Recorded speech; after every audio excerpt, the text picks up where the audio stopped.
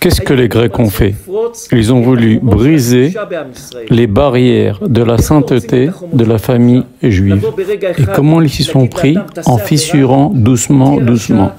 Alors ils ont été très intelligents, parce que si on vient chez quelqu'un, on lui dit « fais tel péché, dis du lachon hara, fais des choses interdites », il ne va pas pouvoir accepter. Une personne elle a quand même une considération d'elle-même, de sa propre conduite. Elle aura honte de faire des péchés comme ça direct. Alors les Grecs, ils ont été très intelligents, ils ont été doucement, doucement. Qu'est-ce qu'ils ont dit? Ils ont dit ne fermez plus la porte à clé de chez vous. Les enfants doivent pouvoir rentrer et sortir librement. Nous vous interdisons de fermer la porte à clé. C'est d'ailleurs souvent comme ça, en acceptant des choses doucement, doucement, des petites choses, encore une petite chose, encore une petite chose, qu'on bousille une famille. Et c'est ce qu'on dit, au partout Chomot Migdalai. Doucement, doucement, ils ont abîmé les portes de la tour, c'est-à-dire de la sainteté de la famille juive, mais en douceur, pas brutalement.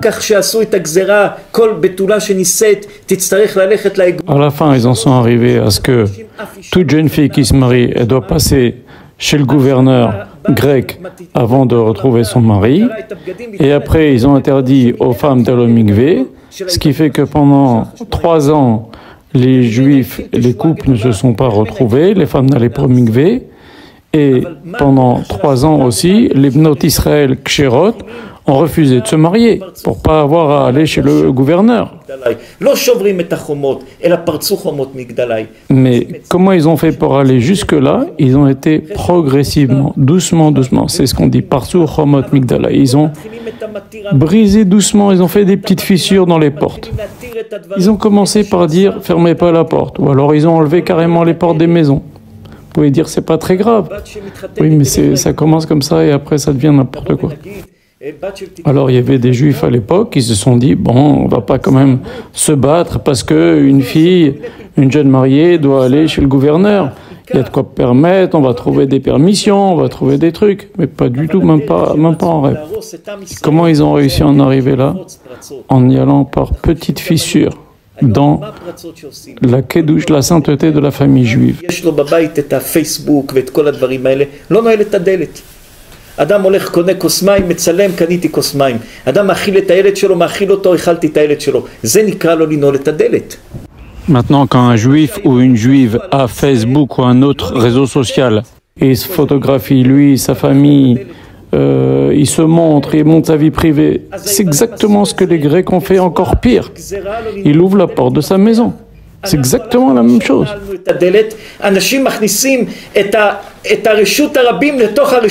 Et on fait pire que les Grecs, parce que les Grecs ils nous ont dit de ne pas fermer les portes, mais nous on fait rentrer le public dans notre foyer, puisque le public peut voir ce qui se passe dans notre foyer, il peut voir la femme, il peut voir le mari, les enfants, la vie privée des gens.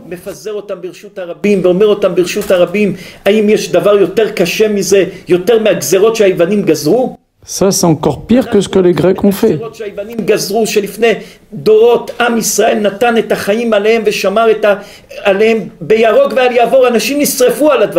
Les Juifs, ils se sont battus jusqu'à la mort pour ne pas en arriver là, à ce qu'on casse la kedusha de la famille.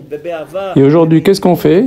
On montre aux gens comment est notre maison, comment est notre voiture, comment ils sont nos enfants, comment ils sont nos vacances, comme je suis beau ou comme je suis belle. On fait pire que les Grecs. Les Grecs, ils ont cassé avec des petites fissures la kedusha de la famille, ils ont dit ne fermez pas la porte à clé, doucement, doucement, mais nous carrément, on fait rentrer le public dans notre maison. On a cassé ce qui protège la sainteté de la famille juive. Et après on se plaint qu'on a des problèmes.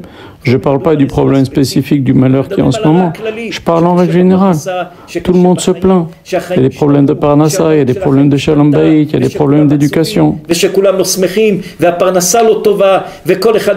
Tout le monde a des problèmes, plus que jamais. Comment ça se fait? Parce qu'on a cassé les barrières. On a fait pire que les Grecs.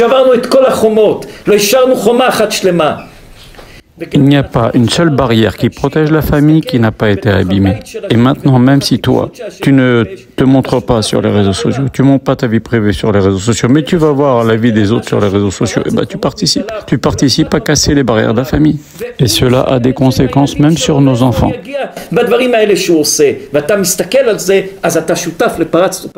Toi, si tu regardes ce que les autres mettent sur les réseaux sociaux, en justement faisant pire que les Grecs, tu participes.